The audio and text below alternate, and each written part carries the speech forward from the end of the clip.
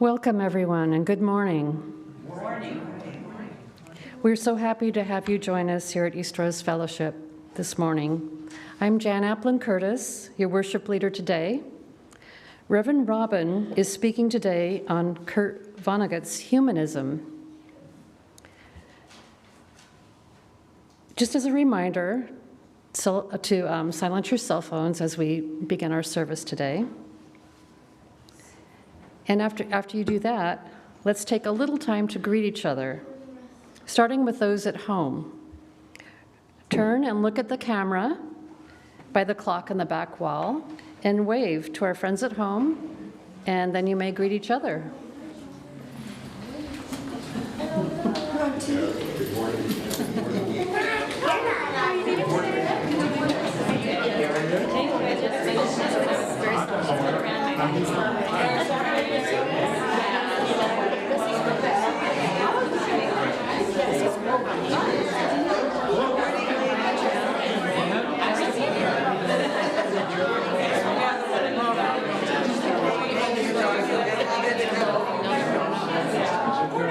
Nice to meet you.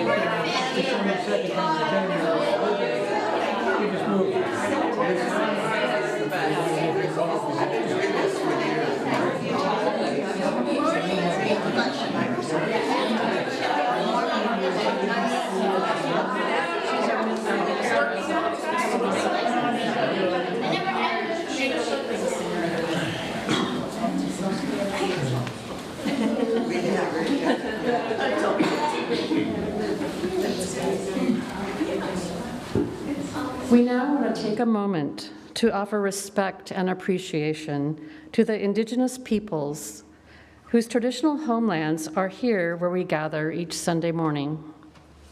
In remembering these communities, we honor their legacy, their lives, and their descendants.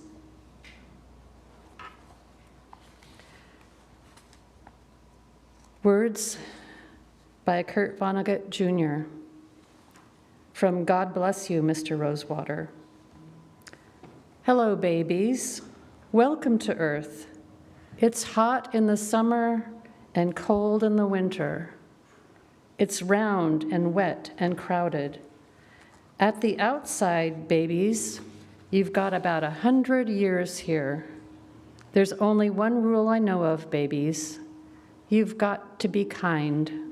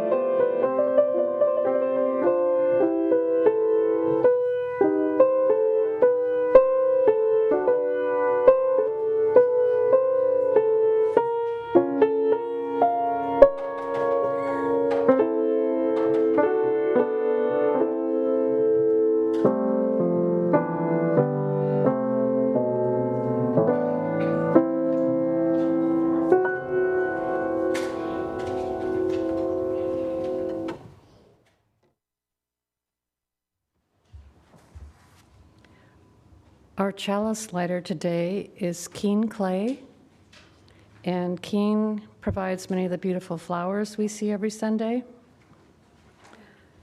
Our chalice lighting words are by Christine Robinson. We gather this hour as people of faith, with joys and sorrows, gifts and needs. We light this beacon of hope, sign of our quest for truth and meaning, in celebration of the life we share together.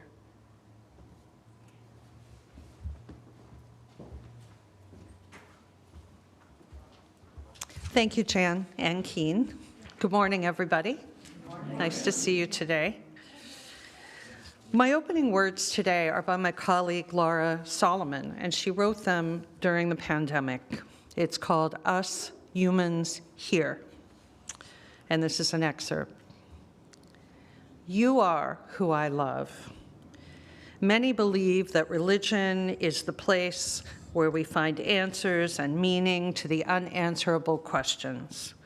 For some, religion is the place where answers to the unanswerable questions about evil and violence, death, injustice, and cruelty reside. My Unitarian Universalism doesn't give me answers to unanswerable questions, but does give me a faith big enough to hold my questions in a place beyond answers. To be human is to not have answers. To be human is to feel as though the enormity of sorrow, anger, grief, and pain will pull you down into an undertow. But my Unitarian Universalist faith reminds me that this is simply the way of it. Our hearts are meant to crack open under the enormity of being alive. Because of this cracking and unknowing, because of this stumbling and holding on to one another, you are who I love. Us, human, here, breaking and crying, crumbling and loving still, you are who I love. Your tenderness, your rage, your hope, your hopelessness, your justice seeking, your protesting, your loving us anyway, you are who I love. We do not need to fear the how of putting back together.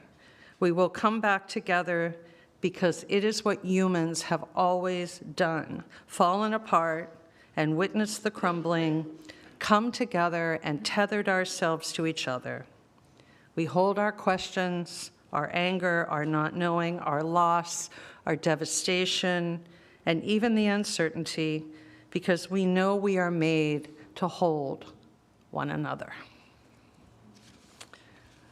Our first hymn is very traditional, but because I'm sort of talking about Unitarian Universalism today, it's one that comes sort of from deep within our tradition. It's number 290 in the gray hymnal, Bring, O Past, Your Honor. The words will also be on the screen. Please rise as you are willing and able.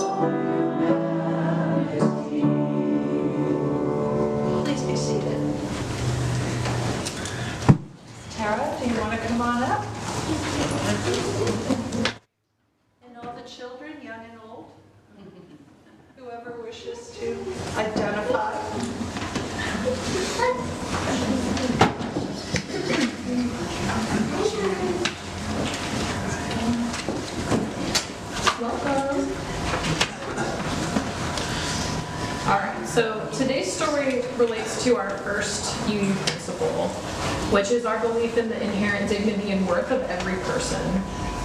And we've talked in the classroom before about what some of those words mean, but right now I want you to pay attention to the word dignity. Do you know that one?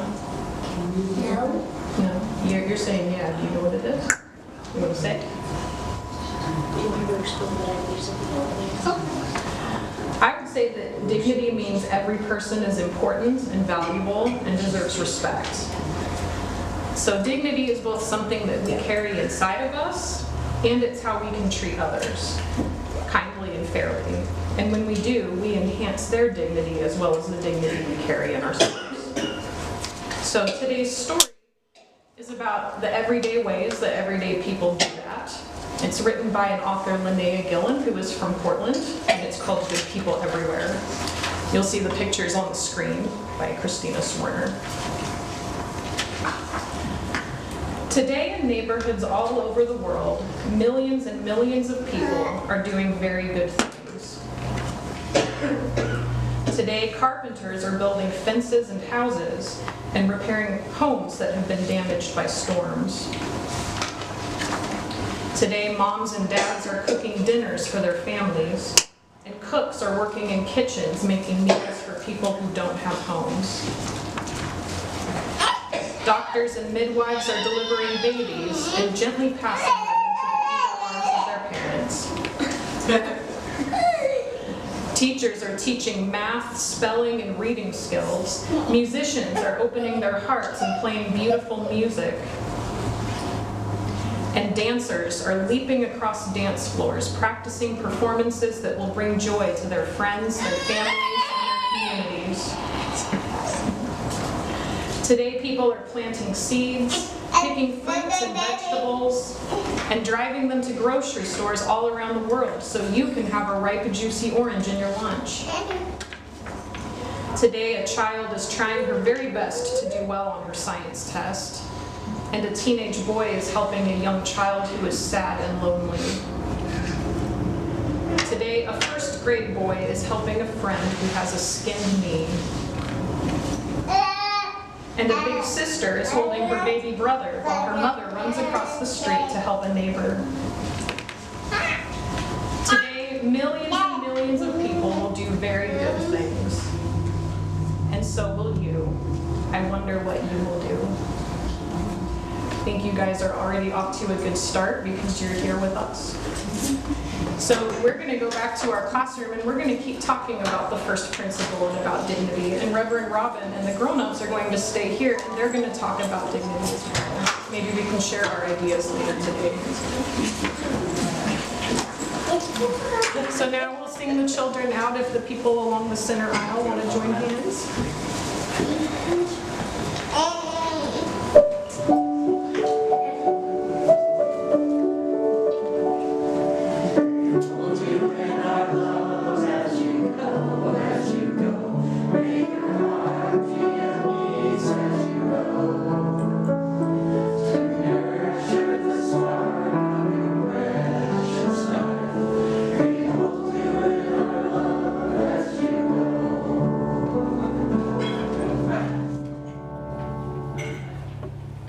So I invite you now to go into that quiet place with me that's not about words, but it's about breath and spaciousness. Put your feet on the floor, uncross your arms, close your eyes, drop your shoulders. See what it feels like to close your eyes, be in your own space, in yourself, and breathe. 4 beats in slowly through your nose, and 5 or 6 beats out slowly through your mouth in a steady stream, creating spaciousness from the top of your head down to the soles of your feet that are rooted to the ground. No high thinking, no distractions, just the breath. Just breathe.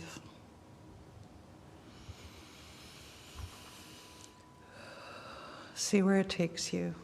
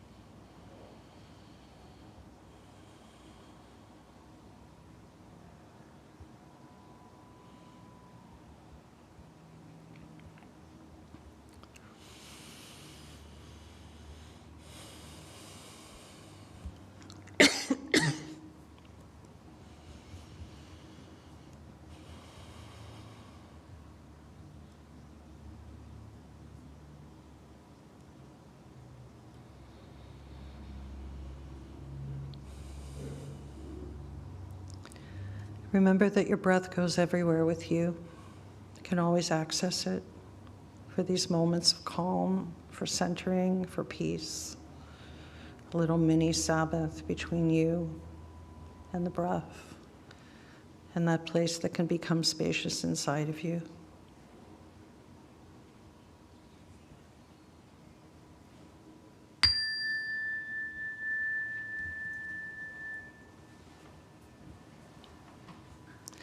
We'll remain seated to sing our quiet song, Spirit of Life.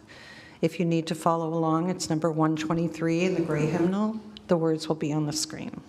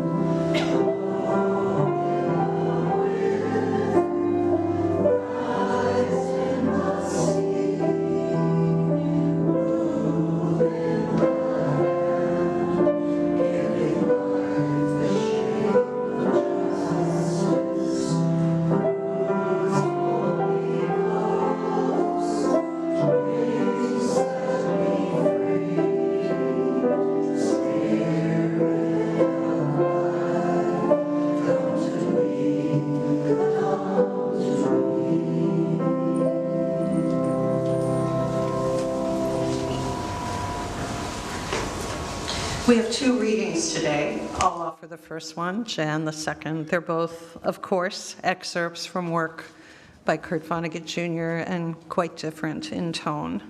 The first one is from Jailbird, one of his lesser-known works. I had just greeted Leland Clues when the shopping bag lady, whose voice was loud and piercing, cried out, "Oh my God, Walter F. Starbuck, is that really you?" I don't intend to reproduce her accent here. I thought she was crazy. I thought she would have parroted any name Clues chose to hang on me. If he had called me Bumptious Q Bang Whistle, I thought, she would have cried out, "Oh my God, Bumptious Q Bang Whistle, is that really you?" Now she began to lean her shopping bags against my legs as though I were a convenient fire plug. There were 6 of them, which I would later study at leisure. Her bags, from Tiffany's and Bloomingdale's, contained mostly rags. Her most valuable possession seemed to be her basketball shoes. I tried to ignore her, even as she entrapped me with her bags. I kept my gaze on the face of Leland Clues. "You're looking well," I said to him. "I'm feeling fine," he said. To my horror, the shopping bag lady had taken hold of me with her filthy little hand. "This is your wife?" asked Clues. "My what?" I said. "I've never seen this woman before in my life." "Oh, Walter, Walter, Walter," she keened. "How can you say such a thing?" I tried to pry her hand off of me, but the instant I returned my attention to Clues, she snapped it onto my wrist again. "Oh, Walter, Walter, Walter," she lamented. "What has become of you? You're not the Walter F. Starbuck I knew." "That's right," I said, "because you never knew any Walter F. Starbuck at all, lady."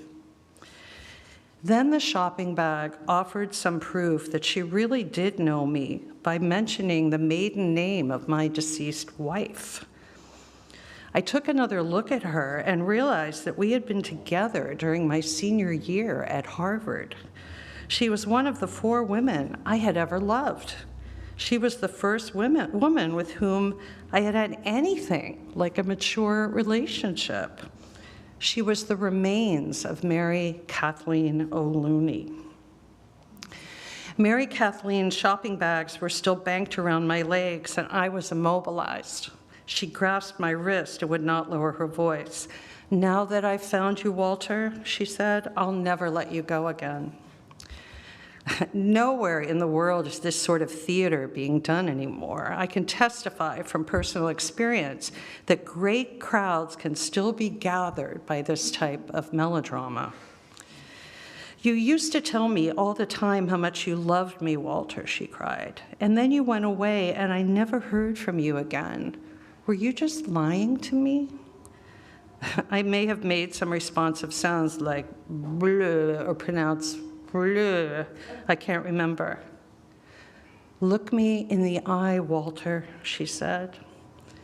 Mary Kathleen and I must have seemed like a miracle to the crowd that had gathered, the rescue of at least one homeless shopping bag lady by a man who knew her well, at least once. Some people were crying. I myself was about to cry. "Hug her," said a woman in the crowd. So I did so, and I found myself embracing a bundle of dry twigs that was wrapped in rags. That was when I myself began to cry. And I stood there hugging her and crying for the first time since my wife had died, in our little brick bungalow in Chevy Chase, Maryland.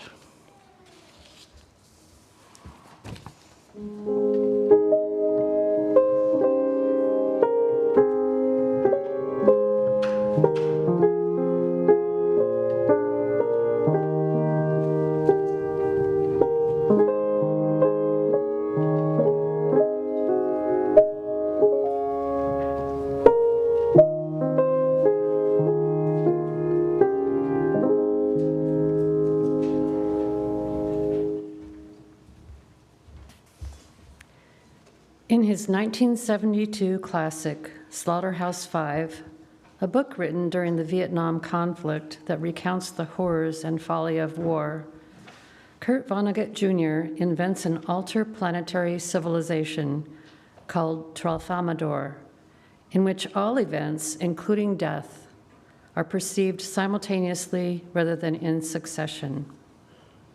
The hypothetical consequence of such a mode of perception is the ability to focus exclusively on pleasant moments and be indifferent to unpleasant ones, including death. The evangelist on earth of the Tralfamadorian doctrine is the main character, Billy Pilgrim, also a scarred veteran who produces the catchphrase, "So it goes," as a response to each reference of death in the story. Here are some passages in the book. Vonnegut writes, "And Billy had seen the greatest massacre in European history, which was the firebombing of Dresden. So it goes. A German soldier went down into the darkness and was gone a long time. When he finally came back, he told a superior of a rim on the hole that there were dozens of bodies down there. They were sitting on benches. They were unmarked. So it goes. So Billy uncorked it with his thumbs. It didn't make a pop. The champagne was dead. So it goes." They were going to discuss whether the novel was dead or not. So it goes. "How does the universe end?" asked Billy. "We blow it up, experimenting with new fuels for our flying saucers. A Tralfamadorian test pilot presses a starter button, and the whole universe disappears. So it goes."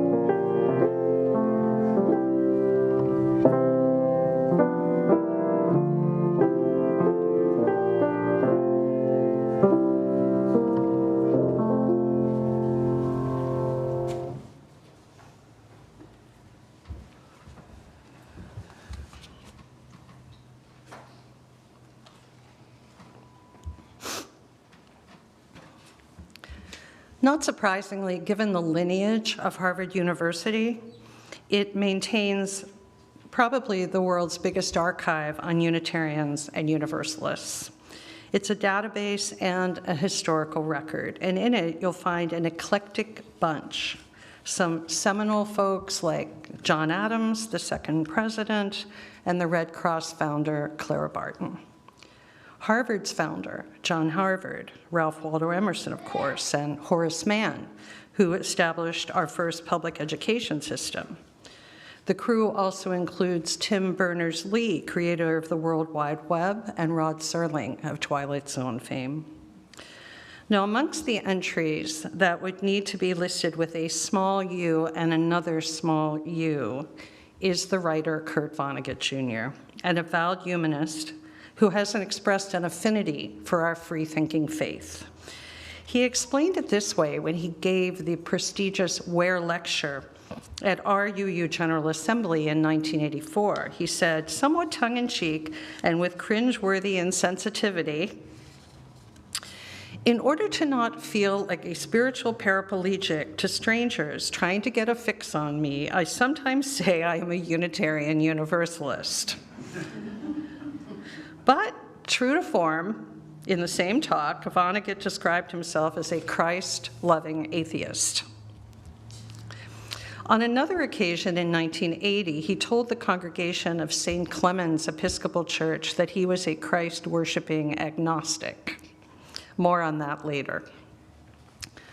Vonnegut, who was born in 1922 and died in 2007, was descended from a long and illustrious line of free thinkers.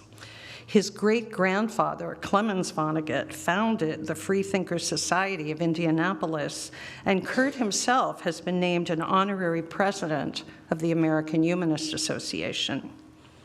Now, humanism is now the dominant strain in modern-day Unitarian Universalism, and Vonnegut defines it well, I think, in his novel Timequake, explaining, I am a humanist, which in part means that I have tried to behave decently without expectation of rewards or punishments after I'm dead. We are a this-worldly religion.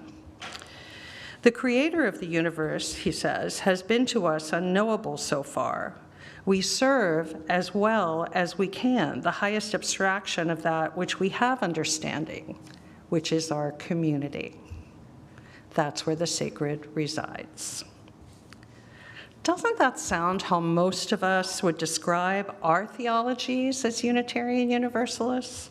That it's what we do here on earth that demonstrates in bold relief an evolving spirituality grounded in reality and infused with love and justice. Farting around, as Vonnegut once indelicately put it. Now, they say every minister has one signature sermon preached many ways, and I would say, this is mine.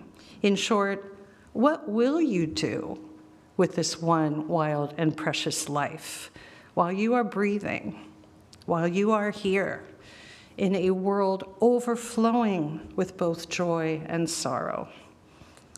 Will we savor the world and save it? Will we just talk of thoughts and prayers and not live out a faith that dares? The question is, how can I be a good human? Sometimes I feel like a naive goody-goody tilting at windmills with this message, but I keep on. So it goes. Vonnegut has been called a satirist with a heart, a moralist with a whoopee cushion.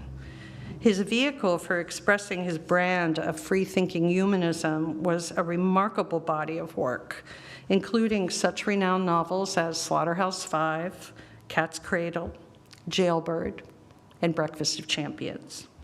Perhaps you've read some or all of these books. Maybe you will. In the latter, in Breakfast of Champions, he remarked with characteristic directness, we are healthy only to the extent that our ideas are humane. Yet Vonnegut's perspective was hard-won. It didn't spring from some genteel Indiana perennial garden or New York cafe society.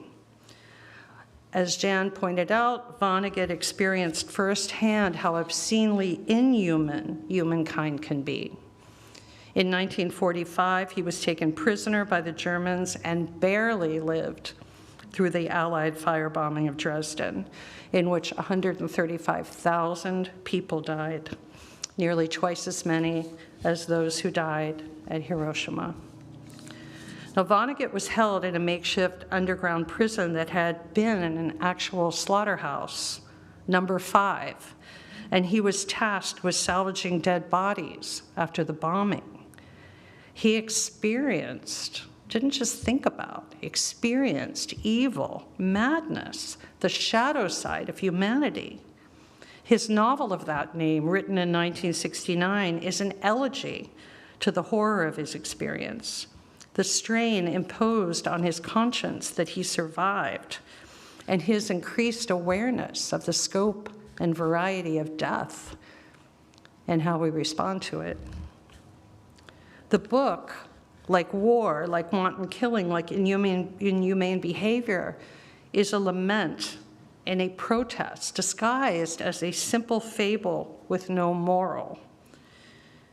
In a piece for The New Yorker, the writer Susan Lardner explains that to account for this show of his coolness, he invents an ultra-planetarian civilization called Tralfamadore, in which all events, including death, are perceived simultaneously rather than in succession. And the hypothetical consequence of such a mode is the ability to focus exclusively on pleasant moments and be indifferent to unpleasant ones, such as death. The evangelist on earth of the Tralfamadorian doctrine is the protagonist, Billy Pilgrim, a mirror of Vonnegut's wartime history and whose experience produces that famed catchphrase used by the author to mark every reference to death in the book. So it goes. So it goes.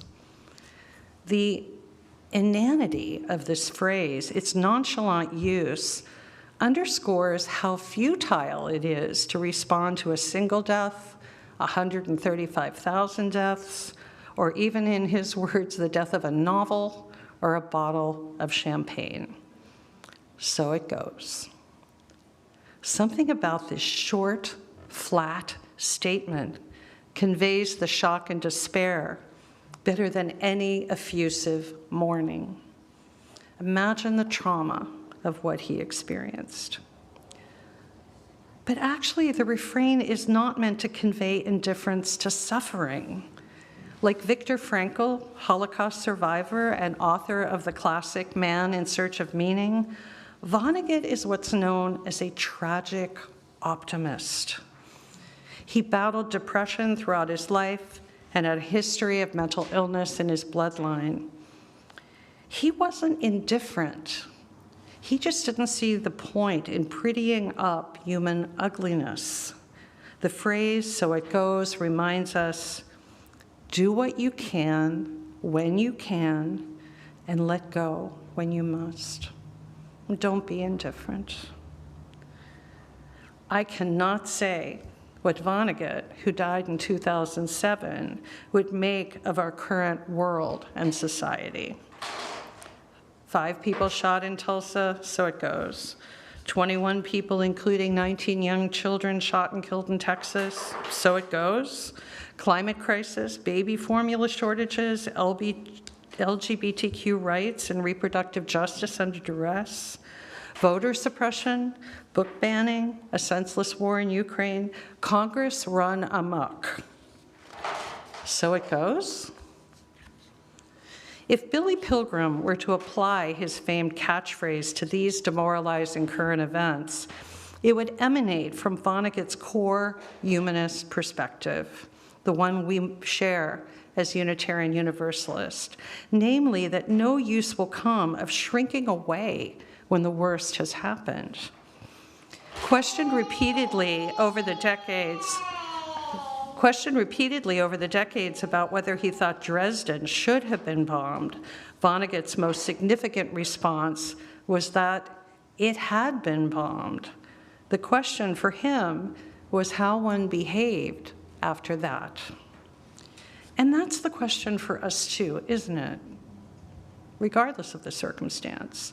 Here today, in the wake of so much stunning inhumanity in our world, what is the answer to that question for us? How will we behave in the face of what we abhor, what destroys life, democracy, humanity, dignity? What challenges our courage and our willingness to act? It's far too easy to position these harsh realities as far away as Dresden from our relatively comfortable lives. In her piece for UU World Magazine, our former UUA president, the Reverend Susan Frederick Gray, asks a core question: how are we to live? She writes that this query calls us to courage to continually grow and learn and adapt in ways that foster love, respect, and justice.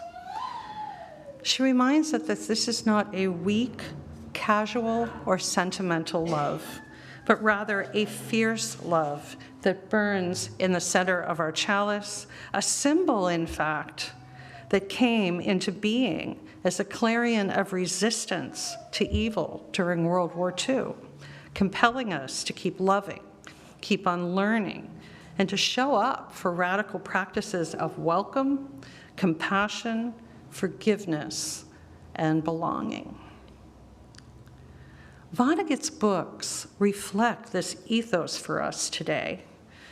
In a 2019 essay commemorating the 50th anniversary of Slaughterhouse-Five, the equally famed, controversial writer and threatened writer Salman Rushdie ponders what the novel can tell us now.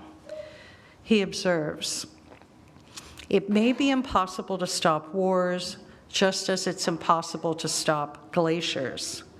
But it's still worth finding the form and the language that reminds us what they are and calls them by their true names. That is what realism is." Rushdie goes on to say that Slaughterhouse-Five is also a novel humane enough to allow for the possibility of hope. And that's also humanism. Honesty, facing the world as it is with hope, being tragic optimists. You see, Vonnegut was not a corpse-cold humanist, all rational thought and reason.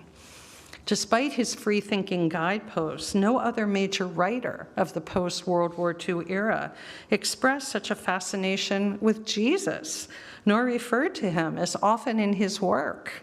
This fascination began when he met Powers Hapgood, a fellow Harvard graduate and a nationally known labor organizer. Vonnegut asked him why a man from such a good Indianapolis family with an Ivy League education would choose to live as he did. "Why?" Hapgood replied. "Because of the Sermon on the Mount, sir." Now, that famed sermon, we were talking about it last night at our dinner. Clip it out, it's probably all you need to live a good life. That famed sermon from Matthew 5 became a surprising moral touchstone for free-thinking humanist Kurt Vonnegut. And in essence, it's quite humanist, isn't it? He told one assembly, "I'm enchanted by the Sermon on the Mount. Being merciful, it seems, is the only good idea we've received so far. Perhaps we'll get another good idea in the by and by, and then we'll have two good ideas, being merciful and who knows." Vonnegut mused that the Beatitudes should grace the walls of government buildings instead of the Ten Commandments, a better, more aspirational message, he figured. Does this unsettle you, a humanist who loves Jesus, a free thinker who wrestles with divinity? I respect it. You see, true free thinkers are not confined to a single-track narrative or coerced creeds. They freely think. They are not illiberal zealots who shut down conversations. And in tandem, they allow themselves to feel deeply, in front of other people and allow other people to feel deeply in front of them. I'd like to believe we have the capacity to freely think and deeply feel here at Eastrose and in Unitarian Universalism in general. Vonnegut explains himself this way. If Jesus hadn't delivered the Sermon on the Mount with its message of mercy and pity, I would not want to be a human being. He lifts up Billy Pilgrim as a Christ-like example who endures the horrors of war. And towards the end of the book, the narrator tells us, Billy cried very little, though he often saw things worth crying about. And in that respect, at least, he resembled Jesus. Now, Vonnegut understood tenderness and pain, yearning and loss. Oh, we experienced that so much in the passage from Jailbird that I shared earlier. Walter F. Starbuck weeping as he hugs Mary Kathleen O'Looney, this bundle of twigs wrapped in rags that was once his college girlfriend. Vonnegut spoke openly and often about the value of love and community, including congregations, to comfort and to inspire right relationship and character and humanist values. And he cautioned folks to pick the right congregation to join, such as our progressive one, so that, in his words, they wouldn't join the wrong one and end up in jail for blowing up an abortion clinic. Throughout his library of memorable novels, Vonnegut tells us something we may already know, that most human beings are not so bad, except the ones who are, and that that's valuable information we should pay attention to. It tells us that human nature is the one great constant of life on earth, and it's beautifully and truthfully shown to us at its best and its worst, even when it's troubling. With Vonnegut looking over my shoulder, probably with a wry grin on his face, but with a seriousness, I think, in his eyes and a tenderness, I ask you, what sources inspire you, ground you, enable you to express your humanism fully?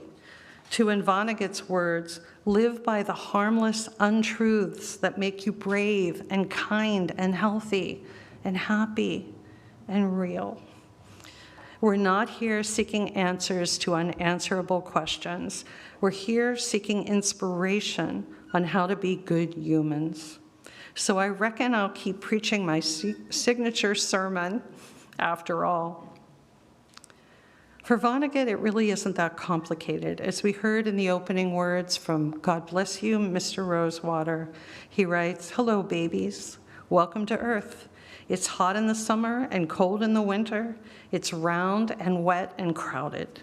At the outside, babies, you've got about 100 years here, and there's only one rule I know of babies. You gotta be kind." So it goes, and so may we be kind, tragic optimists, us humans here. Blessed be, blessed we, and amen. Now, our hymn today is a rewriting of Though I May Speak with Bravest Fire. The melody is number 34 in the Gray Hymnal, and these are new words, though I may, if we just talk of thoughts and prayers. So please rise as you are willing and able.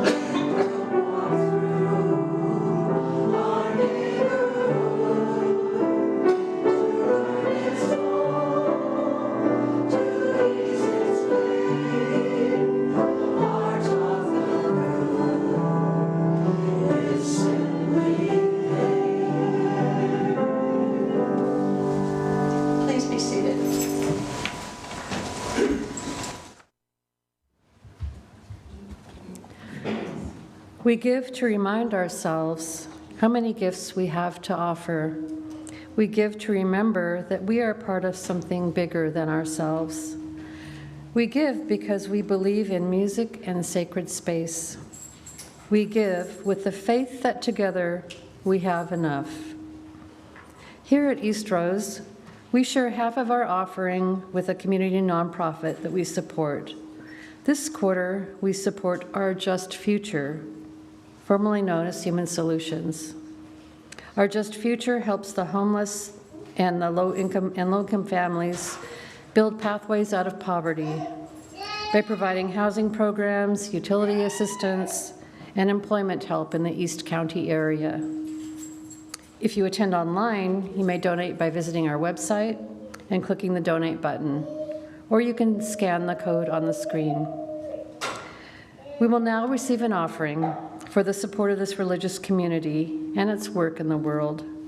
You are invited to give generously and joyfully as you are willing and able.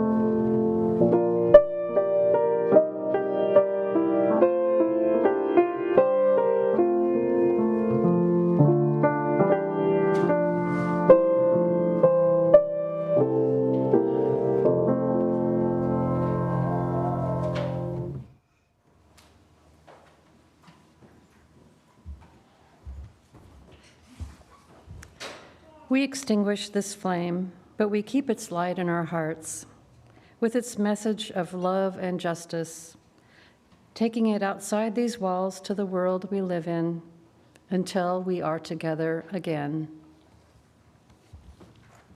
So go out into the world in peace, have courage, hold on to what is good, return to no person evil for evil, strengthen the faint-hearted, support the weak, help the suffering, honor all beings. Go out in love, return in joy and peace. And now announcements, or postlude.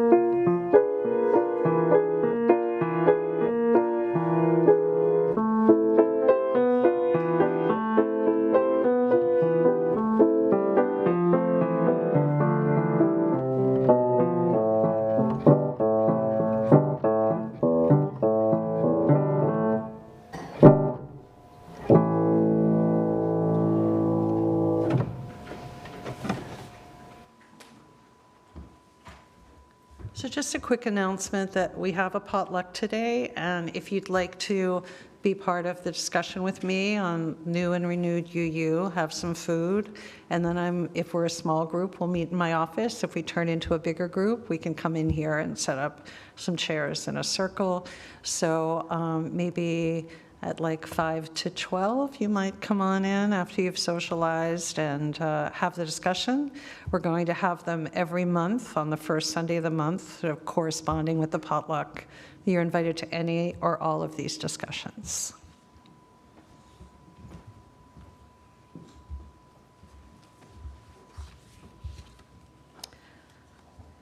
There will be a work party for Snowcap on Friday, October 6th from 3 to 5, and all are welcome.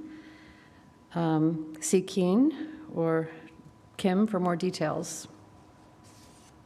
There will be a yard cleanup work party on October 21st, so you want to get that on your calendar, from 9 to 12.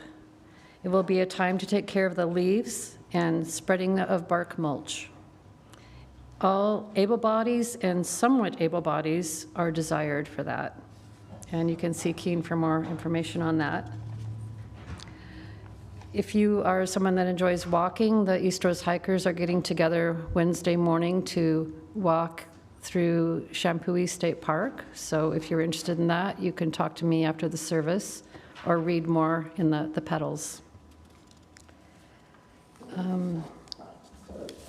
Next week, please join us, and Reverend Robin will be speaking in honor of Indigenous Peoples Day. And I think that's all of our announcements. Oh, Deanna. This Friday, being First Friday, is one of our improv nights here, and I just want to let everyone know, if you have kids or infants, we have access to the kids corner here in the nursery, so it's really in all ages, even though it's an adult level class. Anybody can jump in, or doing stuff, and it's just a fun time to get together and have a good time. Thank you. Okay, we will now conclude the service, and we'll have visiting time back in the Thatcher room. For those of you attending online, you can exit and join the Zoom conversation. Thanks, everybody.